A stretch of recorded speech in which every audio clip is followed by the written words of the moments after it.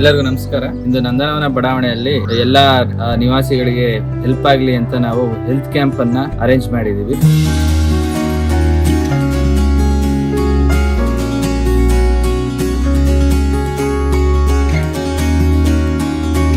ಪಾರಿಜಾತ ಹಾಸ್ಪಿಟಲ್ ಹಾಗೂ ನಂದನವನ ಅಸೋಸಿಯೇಷನ್ ಜಂಟಿ ಇದರಲ್ಲಿ ಇದು ನಡೀತಾ ಇದೆ. ಎಲ್ಲ ನಮ್ಮ ನಿವಾಸಿಗಳು ಬಂದು ಈ ಫೆಸಿಲಿಟಿಯನ್ನು ಉಪಯೋಗಿಸ್ಕೊತಾ ಇದ್ದಾರೆ.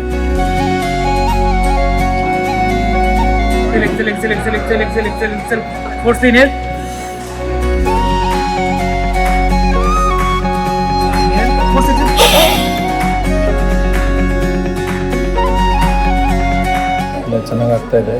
ಎಲ್ಲರೂ ಬನ್ನಿ, ರೆಸಿಡೆಂಟ್ಗಳು ಯೂಸ್ ಮಾಡ್ಕೊಳ್ಳಿ.